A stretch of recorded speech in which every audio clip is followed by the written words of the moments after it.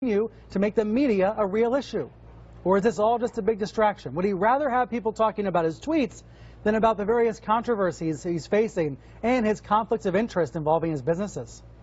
Joining me now to discuss all of this, Charles Blow, CNN political commentator and columnist for the New York Times, Selena Zito, CNN contributor and national political reporter, and Ben Shapiro, editor-in-chief of the dailywire.com. Welcome to all three of you. Charles, do you believe this is a strategy by President-elect Trump? Does he purposely post these sorts of things, get people all riled up in order to distract people from real controversies? Not necessarily. I mean, I just think it's a compulsion. He really, I mean, he's consumed. What you have to remember is this is a guy from Queens who wanted to be in New York City. His whole kind of social orbit is the New York City orbit, right? So that's why he still kind of positions himself in New York City media. That's why he attacks the New York Times. That's why he attacks SNL. That's why he's attacking a Broadway show. The New York Times put together this amazing list of all the people he'd attacked. Take a look at that list and see how many of those personalities are people who are right here in New York City. It's almost as if he's not completely moved into the realm of being president of the entire United States. He's still obsessed about New York City, and then that includes New York City media. Well, Selena, you've been talking to voters about this, actually asking them about Hamilton this weekend. Do voters where you are in Pennsylvania and Ohio, do they care about this Hamilton controversy? Well, I went out into Youngstown, Ohio yesterday and talked to a number of voters, and I specifically talked to Democrats who voted for Clinton and asked them how they felt about it. And while they had no problem with the speech that was given afterwards, they did have a problem with the booing. They thought it was disrespectful, and that they think that more respect should have been shown to him as a guy just going to see a play. So booing by the audience members when Pence walked into the room. Let me pull up, of course, Trump's famous Twitter feed here. And let's pull up one of his tweets from yesterday about this. We can put it on screen. One of his first comments about this controversy. He said the following. He said, "Our wonderful future VP Mike Pence was harassed last night at the theater by the cast of Hamilton, cameras blazing." And then he said, "This should not happen." He's not talking about the booing there. He's talking about the cast member's message. Ben, I read something like that, Donald Trump saying this should not happen, and I think that has a chilling effect for artistic expression. After all, these performers were up on stage, they were performing art, even when they were speaking to the vice president-elect. Do you agree? Oh, well, I mean, it isn't my favorite thing. Sorry, Ben, go ahead. I'm sorry, it isn't my favorite thing, and I would recommend that, you know, conservatives who look at President Trump doing this, President-elect Trump doing this, and saying, well, it seems okay to me, just imagine if the shoe were on the other foot for a second and it were Barack Obama lecturing NASCAR fans if he got booed at some sort of NASCAR event. You know, it doesn't seem totally appropriate for the President-elect of the United States to be doing this. On the other hand, you know, I would recommend that the media sort of take a second look at how much focus they put on things like this, because the fact is that if you're going to turn it all the way up to 11 on a Hamilton tweet, yeah, this is going to be a long presidency for all of you. Is that what you think happened on Saturday and again today? We've turned it up to 11? Yeah, I think that you guys have been. I think the mainstream media has been at 11 since the election, and I think that you know that means that there's no place to turn it from there. I mean, this is sort of the problem in the 2016 election. I think there are a lot of aspersions cast at Mitt Romney. And then when you came back in 2016 and cast the same aspersions at Donald Trump, who's a very different candidate, a lot of people just tuned it out. I really think that the media is in danger of blowing its credibility if they're going to be so exuberant about covering every aspect of Trump's foibles, because there are going to be some things he does that are actually probably not very good, and you're going to want people to pay attention to it. And if you pay the same amount of attention to a Hamilton tweet that you do for example, something I think is significantly more troubling, you know, President-elect Trump meeting with business partners from India while he's the President-elect, you know, that seems to me something where you ought to be putting more focus if you're going to actually, you know, point out problems here. Charles, do you agree? I think you have to just constantly call out everything. But doesn't that raise, as Ben saying, raise the volume to 11 at all times? Yeah, but I am so personally offended by so much of what he does. And you know, you make a really strong point about, you know, artistic expression and allowing that to live and breathe, and not try to put your thumb on the scale of that as the President of the United States. That's a real point. That is not a small thing, right? And as a person who lives here in New York City, who goes to Broadway, who's gone to see Hamilton, and it is not overrated, it is actually a great show. I do think Donald Trump needs to go and see Hamilton. By the way, I'm very serious. I think he needs to go and see Hamilton. But you know, I think that there's a real need for all of us to put constant pressure on this man to make him live up to the ideals of the presidency itself. And I'm obviously an opinion journalist. I'm not a straight news reporter, and they have a different mission as a straight news reporter. But people like me, the country needs us right now to put pressure on him, because we have to make him be the president. He is going to be president for 4 years, and he has to conform to that in some way. He can't do things like this and not have it called out. It just can't happen. So let me ask you, do you buy that? I mean, one of the reasons why you're here with us, one of CNN's newest contributors, is that you had a much better understanding of what was going on in voters' minds during the election season. You were speaking with voters in the Rust Belt on a daily basis. I'm really thankful CNN's brought you on board as a contributor, because we need to hear much more from voices outside D.C. and New York and the Acela corridor. So let me ask you, do you think folks out there, outside the New York, D.C. bubble, do believe that they need journalists right now? Do they believe in what we think here on CNN?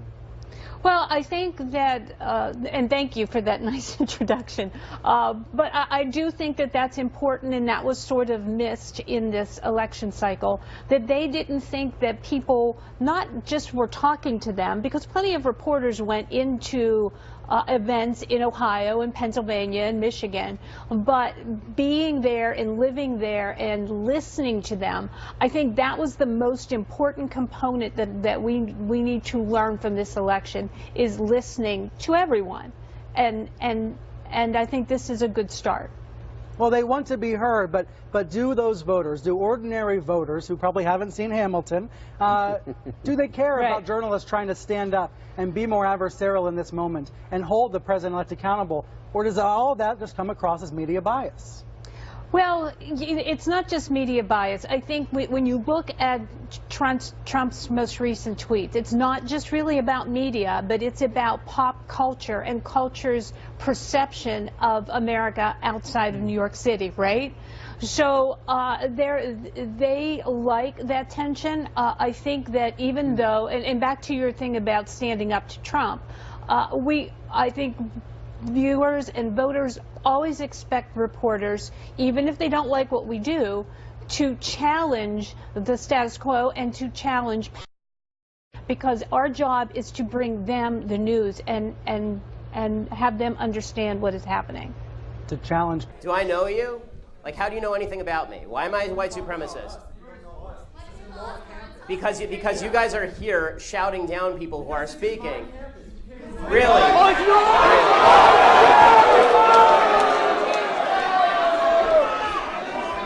Okay, last time. How what starts? What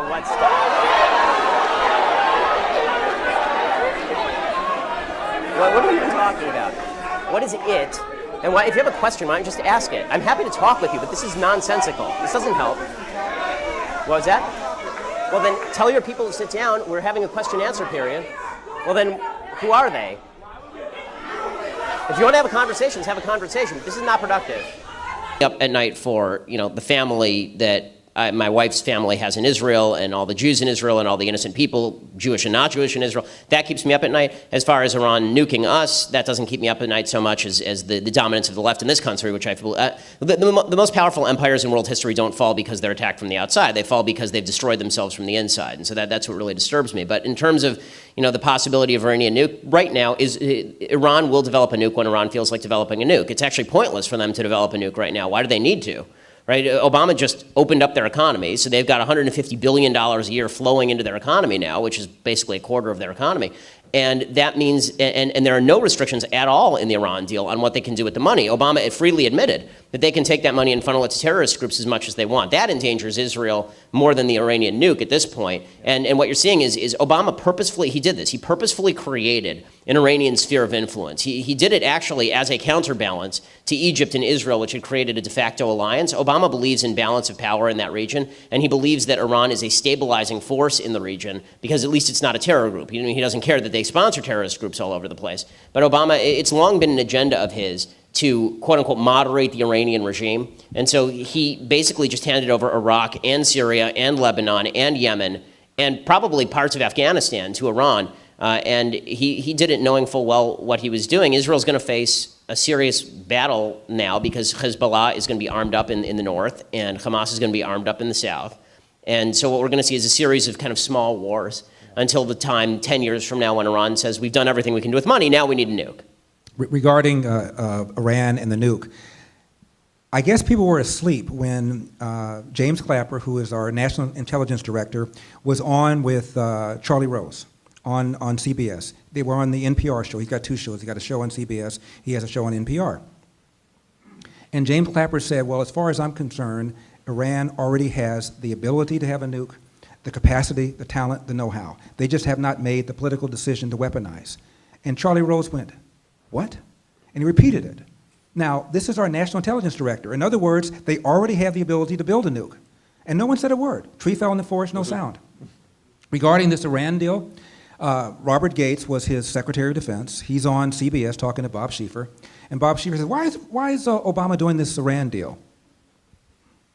And he says, Obama is doing this with the hope, his word, that within 10 years of economic prosperity, Iran will be dissuaded from their terror activities and become a member of the international community peacefully. He said, I think this hope is unrealistic, but this is what Obama believes. This is his former defense secretary saying that basically President Obama is naive in doing this deal. And again, no one said a word. Well, because my goodness. Obama's a Marxist. I mean, he really is in terms of his fundamental thought. And so on an international level, if you ever read everything that you need to know about Barack Obama is in the introduction to the 2001 edition of Dreams from My Father. Right? He talks specifically about what his view of the world is. And in that, he specifically says that he knows the despair that has been cast upon people from Jakarta to the south side of Chicago, and it can't be fixed through escalating use of force of arms. That's his entire foreign policy. And this is why when Jen Psaki at the State Department said, to fix ISIS, they just need jobs, and everybody laughed and said, that's the stupidest thing I've ever heard. He actually thinks that. He actually thinks that the reason that Iran is so pissed at everybody is because they're economically bereft. And therefore, if we just open them up economically and we redistribute if you spread the wealth around, everybody is better off. And so if we spread the wealth around in Iran, then magically the moderates will rise. Of course, this neglects pretty much all of world history. But it's a wonderful vision. Yeah. The Dreams from My Father was an extraordinary book. Obviously, he wrote it, in my opinion, not thinking he was going to become president of the United States. This idea that Obama got elected because he's black, he's going to bridge the divide, the racial divide. I am confident a lot of people voted for him for that reason. If you read his book, you wouldn't have. Exactly. There's a scene in his book where he meets Reverend Jeremiah Wright for the first time. Obama was looking around trying to determine which church he was going to belong to. So he hears about this church that's politically connected, which to me is the primary reason he went with that church. He arrives at the church early, and Wright's not there yet. So he starts talking with a black secretary of Jeremiah Wright. And she's been working for Wright for years. And she's a single mom raising a kid in the inner city by herself. And she tells Barack Obama that she's thinking about moving to the suburb because her kid wants to be in the marching band, and his high school does not have a marching band. And the high school in the suburbs that they looked at not only has a marching band, but they have free uniforms. So she's thinking about relocating there, and she told Obama that Jeremiah Wright is trying to talk her out of it. And Obama said, why? And she said, well, because Jeremiah Wright believes as a black kid, if he moves to a predominantly white suburb, he will lose his identity. Now he's telling this to a biracial kid whose mother is white. When he lived in Indonesia when he was 10 years old, his mother sends him to Hawaii so he can get a better education. He ended up going to Punahou, the finest prep school in Hawaii, the rest you know. So she's telling this to Obama.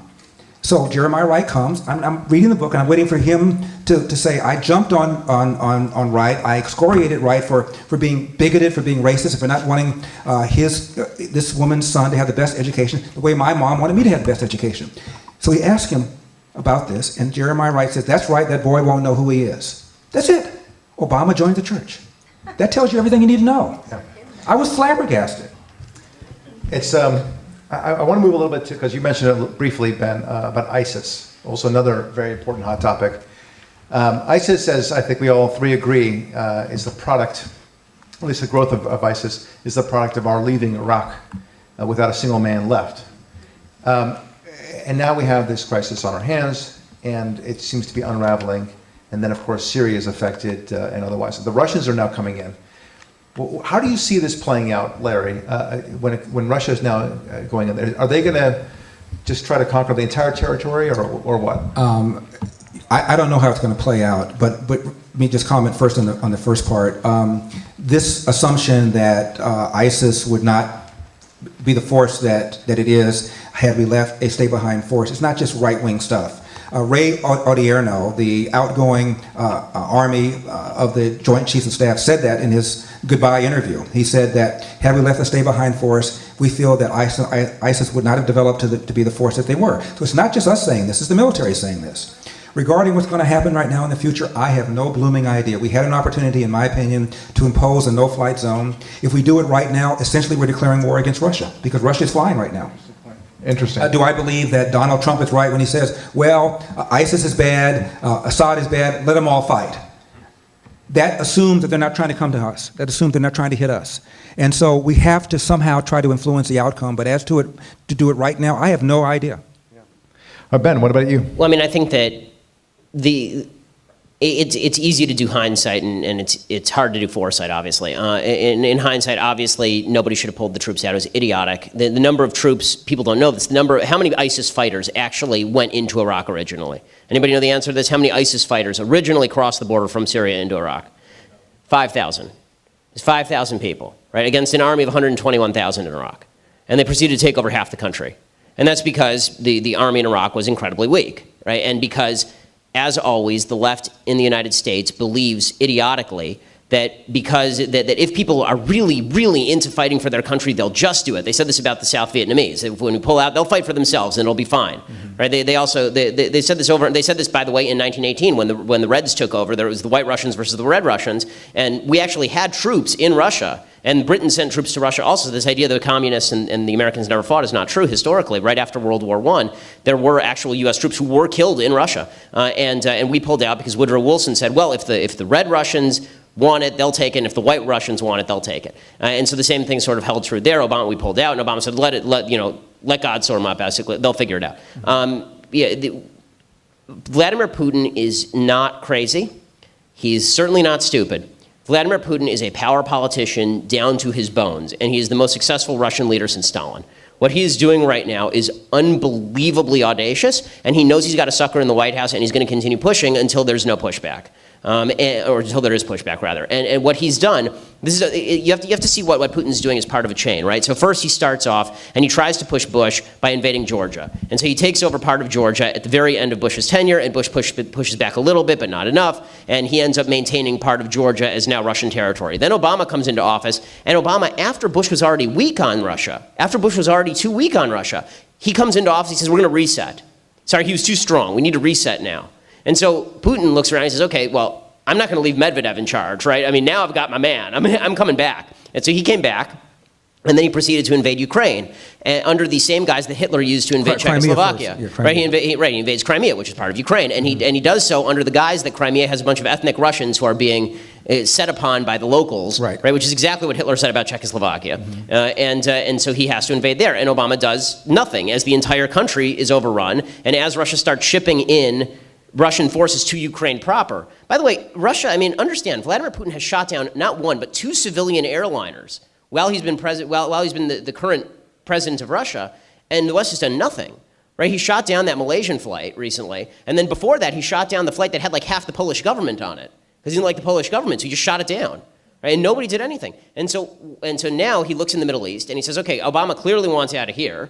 And Obama made that clear when he drew his red line in Syria, and then he proceeded to hand over that entire deal to Putin. Putin came in last minute and said, oh, Barack, I can handle this. And Obama said, sure, sounds great, all yours. And Putin walked right in the front door. So what's going to happen next? Well, it's too little too late to start establishing no-fly zones.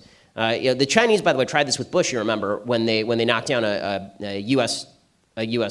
airplane, right? Well, they knocked down a military jet early on in Bush's tenure, and Bush told them to basically go screw themselves, and they had to return the jet and the pilot. You remember this? This is very early on, when the jets hit each other, which doesn't happen. And so in Russia, in Syria, could we establish a no-fly zone? No, because there's no credible threat. I mean, Putin knows we're not going to send troops into Syria to fight his guys.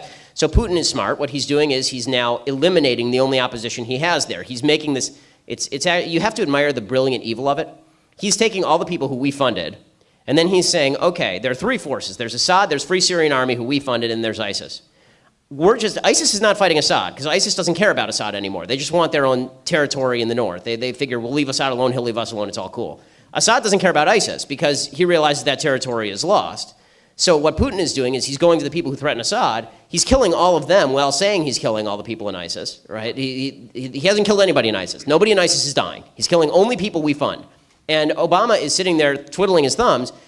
Within the next month, basically, there will be no opposition to Assad. So there will only be two forces in Syria, at which point it's Assad and ISIS. And then the United States has the choice. Do we side with Assad or do we side with ISIS? And the answer is we're going to do what we've always done. We're just going to say we don't side with either. Vladimir, take it away.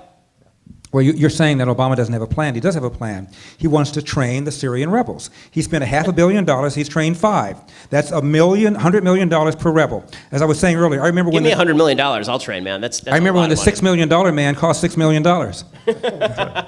You know, it's interesting on that very issue, though. Yeah, I remember the $500 million that they squandered away, and now they just recently gave up that program, by the way. Yeah. All right, so related to all this, of course, is the Syrian immigration crisis. Now, I'm going to pose this question.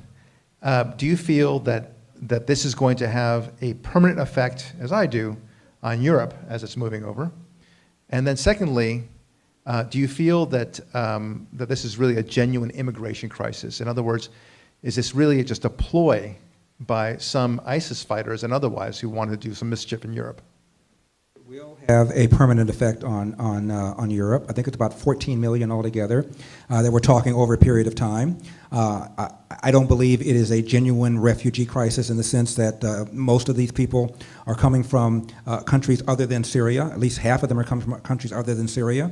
It is a direct intent on the part of Islamic extremists to change Europe. And Europe has no idea what to do. The various different countries are fighting with each other about what to do.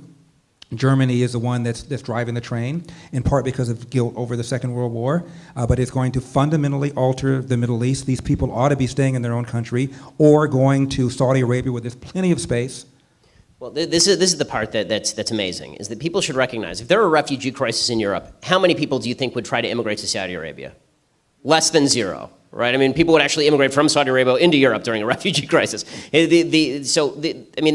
got 400 million people of Arabic descent in that area, and you've got 100 million people who are Shia, and that's most of the people from Syria are Shia. And nobody can find a place for these folks. I mean, you have to understand also that a lot of the people who are now immigrating into Europe are coming not from Syria direct, but they came from Syria and then they were in Turkey. So you remember that photo, that terrible photo of the father carrying his 3-year-old child who had drowned off the beach and all this. That was in Turkey, right? They were in Turkey for over 2 years before they tried to get into Europe.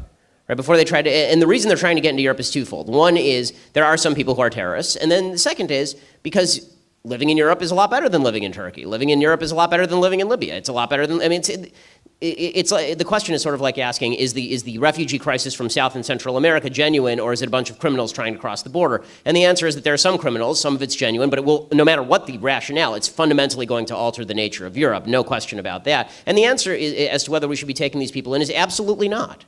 Absolutely not. The idea that Europe is responsible somehow for taking in all the refugees of the world, or the United States is responsible with no background checks. How do you background check anyone from Syria? You call Bashar Assad's government and ask what Mohammed's background is? It just, how does that work? Practically speaking, it doesn't work. And so what exactly do you do? The answer, and if you really feel bad, just sign a check to the Saudi government and tell them to take them in. But the problem, of course, is that the refugee problems in the Middle East are almost entirely because Arabs and Muslims refuse to take in other Arabs and Muslims. The reason Palestinians are still living in refugee camps 70 years after the founding of the State of Israel is because none of the other Arab and Muslim states would take them in. And they're literally living in refugee camps in southern Lebanon, right, which is a Muslim state. They're still living in refugee camps in Jordan. Why are there refugee camps? Nobody ever answers this. The UN refugee program, the UNRWA, was specifically designed for the Palestinian refugees back in the 1950s, and it's still around now. Have you ever heard of such a thing? I mean, it demonstrates once again that for a lot of people in the world who tend to decry colonialism and imperialism as the greatest of all evils and we can never impose our values on others, well, they're forcing us to impose their values on them in the sense that they're coming to our countries where theoretically we have to impose our values on them, but then we refuse to do so. More money has been spent on these refugees per capita than was spent during the Marshall Plan. You mean the, oh, okay. Yeah. And they're still refugees. more money has been spent on these refugees per capita than we spent during the Marshall Plan. You're talking about the Syrian refugees. Yeah, I'm talking about Palestinian Palestinian, refugees. yeah. Palestinian refugees, by the way, I think that the reason why they're not incorporated into the other Arab countries is simply because they don't want them. They serve better as political pawns. Yeah. And then that's true of the Syrian refugees as well. All you have to know about the Syrian refugee crisis is the sex of the people who are now the refugees. If you look in the Middle East, 72%. Right now, that's right, 50% of all the refugees in the Middle East are male, 50% are female. 72% of all the refugees who are entering Europe are male. Okay, so what happened to that percentage? Well, what happened is all the women stayed behind in the Middle East while the men went ahead and immigrated, or all the young men who were single immigrated. But either way, it's not good for the European states. Mm-hmm. What I can't wrap my mind around is Angela Merkel. She knows that there's already an immigration crisis in Europe, in her own country, and that there's a lot of talk about Islamic terrorism and Sharia law and such. Right. And she sees this crisis and says, let's bring in 800,000 more, which is going to be more likely 1 million at the end of the year, right? So, and has asked the other countries in the European Union to accept their, quote, fair share, right. Close quote. Well, I mean, there's a reason that some of the political leaders in Europe are accepting a lot of refugees, and that's because the refugees vote one way. I mean, 98% of Muslims in France. There's only one thing that could make me say or do anything pro-Trump, and that is all of the precious snowflakes who find it so offensive that people write chalk messages on the ground. They have to whine and cry about it on a national level. So, in the name of free speech,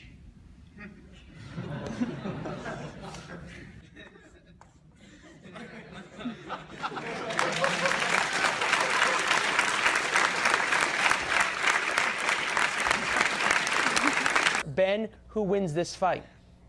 Well, America loses. I mean, to call this election cycle a dumpster fire is far too cruel to dumpster fires, which at least destroy garbage rather than making them president. I mean, the problem here is that every attack that Hillary leverages against Trump on his lack of foreign policy knowledge, experience, and basic common sense can be doubly true of her. Watch list, but the Democrats don't get to run the chamber just because they're sitting there on their fat cans, unable to get up. I'm sorry, but this is not how the process works. It's hilarious to me that when Barack Obama controlled both chambers of Congress, he didn't bring any of these gun control bills forward. Now that they're in the minority, they want to run on these issues, so they're going to sit there and they're going to pretend that they're doing something noble by not getting up. I mean, my working theory is that they actually can't get up. I mean, they're all over the age of 80, apparently. I mean, as far as personality types, and when you say there are two different types of personality, I think that's kind of both of them. I think that Donald Trump has the personality of the drunk uncle who doesn't drink, and Hillary Clinton is more robotic than anybody in the history of presidential politics. I mean, you can almost hear the beeps and the boops emanating from her mouth every time she talks. The reality of the situation is that the economy grows because people engage in consensual transactions, and people invent new things in order to engage in more of those consensual transactions. That's not an impoverishing thing. The truth is that socialism is the most selfish philosophy on planet Earth because it is based on the essential concept that I am breathing, therefore I deserve. Capitalism is, in essence, forced altruism, because if I don't give you something that you want, then I will starve. If I don't give you something that you want, then I will starve, because it is based on consent, whereas socialism is based inherently on force. this election pits two of the most unpopular people in the country against each other. Hillary Clinton, who is a lifelong corrupt criminal, a pathetically self-serving, ambitious, vile, rapist defender, a congenital liar, a felon, who despises founding principles and traditional notions of decency, against Donald Trump, who's an arrogant, irreligious, anti-constitutional, ignorant, big government ad hoc panderer who gave Hillary money. And this is how the Occupy Wall Street movement thinks. This is a group of people who graduated with degrees in lesbian dance theory and then were surprised when they didn't get a six-figure paycheck out of college. I mean, this is, unfortunately, they were getting a paycheck consummate with their education level. The problem is that if you have to be productive in a capitalist society in order to earn anything. And this is, unfortunately, a lazy generation, a generation that expects things. And ignorant and communist is no way to go through life. And I'm someone that believes that certainly the child, unborn child, has rights. I believe that the mother has rights. I simply happen to be a person, and some believe that those mothers' rights deem to usurp those rights. But certainly it's not to disrespect. In what world would any of my rights allow me to kill another human being? Well, quick personal aside. I was on CNN, this would have been about 6 months ago, and I was on CNN to discuss Caitlyn Jenner being given the Heroism Award by ESPN, because our definition of heroism has shifted a little bit since Normandy. Absolute nonsense, Peter. You didn't write My that column position in on Israel was made clear in the 2013 column, and to call me equivalent with people who are murdering Jews is insanity. It's beyond insulting. And if there's anybody who's emboldening Hamas to kill more children, it is you, because it is your policies which have emboldened Hamas. They know that people like you are going to get on American television and talk about how the Palestinians are meek victims, and whenever they fire rockets, it can be justified by Israeli policy. Hamas celebrates every moment you're on television, Peter. Of black families have zero or negative wealth. White family worth, in terms of financial worth, is 69 times more than that of black families. Given this disparity, how can you argue that racism is not a driving factor in income inequality? Because it has nothing to do with race and everything to do with culture. And when you have a culture that doesn't, you know what? Explain to me. You explain to me why black kids aren't graduating high school. Explain that one to me. Explain to me why black kids are shooting each other in rates significantly higher than whites are shooting each other. Explain to me why 13% of the population is responsible for 50% of the murder. Explain to me why the number of black kids in prison, not for innocent reasons, not for walking down the street and getting pulled into a prison, is so high. Explain, if it has nothing to do with culture, explain to me why the single motherhood rate in the black community jumped from 20% to 70% in the same course of time that the civil rights movement has made such tremendous strides. Is America more racist now than it was in 1960? And if it is, please explain to me how that happened. And I think the reason that it's about left and right here is because fundamentally the right believes that the basis for the Second Amendment, and they believe in the Second Amendment, the basis for the Second Amendment is not really about self-defense and it's not about hunting. It is about resistance to government tyranny. That's what the founders said, and that's what the right believes in this country. Which tyranny are you fearing yourself? I fear the possibility of a tyranny rising in this country in the next 50 to 100 years. Let me tell you something, Piers. The fact that my grandparents and great-grandparents in Europe didn't fear that is why they are now ashes in Europe. So this kind of leftist revisionist history, where there's never any fear of democracy going usurpacious or tyrannical, is just that. It is fictitious. Relationship between employer and employee, and I think this is really the root of the morality of minimum wage when it comes down to it. And in two sentences here is that I would never force an employee to work for an employer at a given wage. That violates the 13th Amendment and constitutes slavery or indentured servitude. By the same token, I would never force an employer to pay a given wage to an employee, because that is a lack of consent on the part of the employer and violates basic principles of fairness as well as freedom. You to consider, you can believe what you want, but I would ask you to consider this. Shouting institutional racism does not actually combat racism. You have to find individual instances, and you have to show me who the racists are so that we can fight them together. I hate racism. I think it's evil. But if you're just going to say institutional racism every time something bad happens, there's no way to fight it. I need a policy that you're proposing, or I need a person who's actually racist so that we can fight it together, or we can determine whether the policy is good. What I find really problematic is the virtue signaling that I see by so many people on the other side, which is, I don't have to give you the racist, I don't have to tell you who he is or what measures I'm proposing. I just say institutional racism, everybody cheers for me because that's an approved point of view, and now we move on with our lives. You haven't helped anybody, you've just made yourself feel better. Start with the notion of white privilege, which has become this buzzword that you hear all the time now. White privilege is responsible for everything up to and including the Kardashians. It's responsible for everything, white privilege. White privilege is a way to silence anybody who is not of color. That's what white privilege is. It is just a leftist bullshit term that means shut up because you are not a member of a minority group, a privileged minority group in the leftist space. It's reverse racism of the highest order. You're basically saying to white people who aren't racist, and you can't find any proof of their racism, that they must be racist because they're white. That is called racism.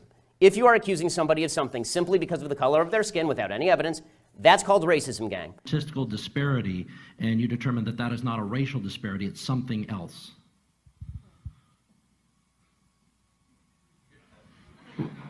Well, we can return to it. That's okay too. Ben, did you want to? Yes, it's called evidence of racism. When there is no evidence of racism, it's probably not racism. When there is actual evidence of racism, it's probably racism.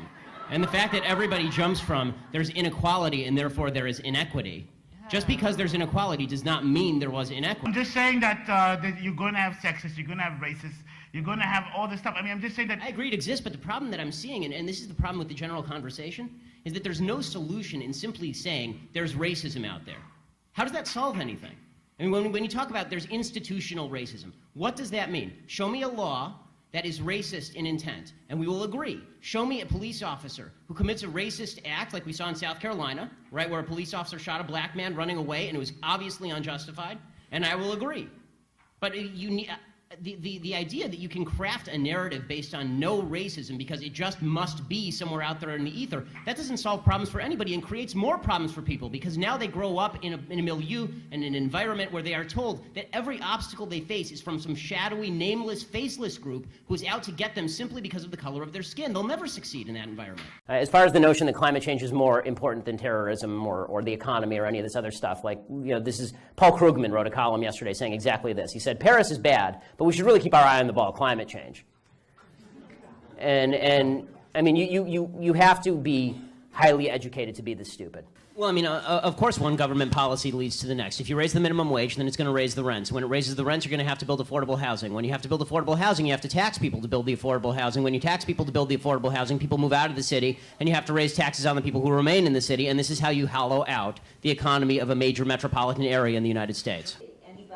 Okay, so listen, so let me say this. I fully understand people who say they will vote for Trump just to stop Clinton. This is a position with which I'm fine with that position. Dennis Prager takes this position.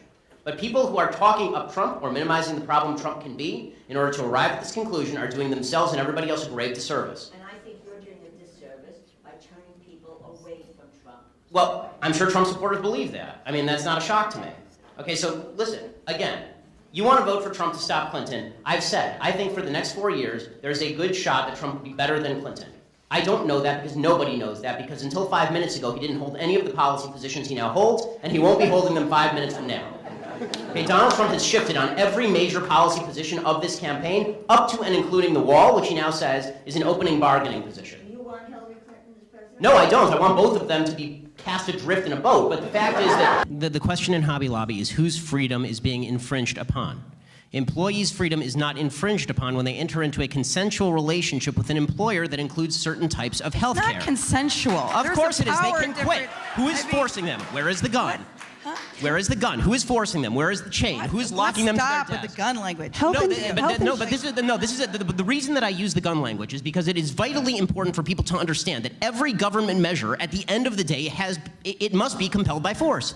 That's what government measures are for. There is a vast difference, a huge difference in terms of personal liberty and freedom between the government compelling behavior and a company saying that we are not going to provide certain types of coverage, and if you don't like that, you can quit or buy your own coverage. There's a vast difference. Well, what I do is I assume that I'm going to get a certain set of questions from folks like you, Brian, that I generally do get, and with all the veiled implications therein. Don't you feel persecuted when you go on a leftist network? The implication, of course, being that I see myself as a victim. Don't you feel like when you come on a leftist network and you're being attacked that maybe it's because, you're just a little bit intolerant? These are usually the way these conversations go. So, I'm glad, Brian, that you haven't done all of those things. You've done some of them. But have you guys ever met or spoken before? No, I haven't. And I'd like to just ask Mr. Sharpton exactly why he's not paying for the Swan and Browley case, and also why he incited riots against Jews in Crown Heights. Oh, Ben. Here's the truth. The left is more dangerous than ISIS. The reason the left is more dangerous than ISIS is because ISIS can't succeed without their appeasement and help. Right? ISIS, President Obama was wrong when he labeled them the JV team because he promptly made them the non-JV team. Right? The fact is that the left is behind the rise of ISIS. Right? It doesn't matter. They can't destroy us without the left helping them along. They can't. They can't without the left pretending radical Islam doesn't exist or releasing transcripts of jihadist phone calls with the religion and Allah omitted. Right? They can't destroy us without Obama removing troops from Iraq and slashing the military, or Hillary Clinton declaring war in Libya and then leaving Americans to die in Benghazi because she's a vicious pile of nastiness piled 5'7" high. Right? The fact is that the left, if you're not fighting the left, you're doing it wrong. So if we say that ISIS is our worst enemy, that's not true. Leftism is our worst enemy because they're the ones who are going to allow ISIS to win. Health insurance is an earned benefit. It's not given for free to employees. They earn it. Should your employer be able to decide how you spend your money? It is, hold up. Hold on. One second. Earned from whom? Okay, I may think that I earn twice the salary that I get from this radio station. That doesn't mean that I have an earned benefit from the radio station for twice what they're willing to pay me. It's always a consensual relationship. You pay for your health care? Well, first of all, I do because it was negotiated in the contract that I signed, in which I voluntarily engaged. And if I don't like that, I can quit tomorrow. Time for the right to fight. Yeah. No, but you read evidence, evidence, evidence, evidence. All this is screaming and feelings. How about like a shred of evidence? It was he kicked off his presidential campaign by saying basically he was pitching to the racists in the South, to the I don't know who I'm being asked to defend here or why I'm being asked to defend them. I'm not a member of John McCain's This is the antithesis staff. this was Ronald Reagan. This is the antithesis of social justice, is dog whistle calls to bigots, basically. But well, what does this have to do with anything that I'm talking about? Profiling. Well, everybody's a victim, right? Everybody's always a victim of profiling, whatever the circumstance, and President Obama buys into it right away, no questions asked, invites kids to the White House, and then it got a little bit awkward tonight. It was unclear whether the president was going to meet with him. He sort of met with him very briefly, didn't really meet, took a photo with him in passing, and that was a bit of a downgrade from the big event, the star-studded event that we expected between the president and Ahmed Mohammed, where the president was going to knight him, give him the Order of Merit, and also declare him the greatest scientist since Isaac Newton. Well, you will need in the next few years, it says, you will need to have weapons to take on your own government. I don't believe in the next few years. I believe that there is always the possibility of government tyranny. I don't see that happening in the next couple of years. I do think, Piers, I have to say, I think the reason that there are so many folks who are talking about the possibility of government tyranny is threefold, really. It's the Obama administration's increasing reliance on big government, and that I think threatens some people. I think that it is folks like Alex Jones who do this routine where every time they shut down a city like Boston because of a terrorist attack, it's the end of the world and military laws at hand. And honestly, I think part of it is due to folks like you, Piers, because, you go out of your way to really give the impression that you're interested in taking away people's fundamental right to bear arms, and I think that scares a lot of folks. Well, no, I'm not. And the final thing is that we have to not let Democrats get away with this nonsense that we don't care about black people. We have to actually say, no, it's Democrats who clearly don't care about black people, which is why they don't give a crap when black people shoot each other in Chicago in massive numbers, and they don't give a crap when people live in South LA in absolute abject poverty, so long as they keep getting elected, because they're a bunch of scurrilous politicians who only care about their own paycheck.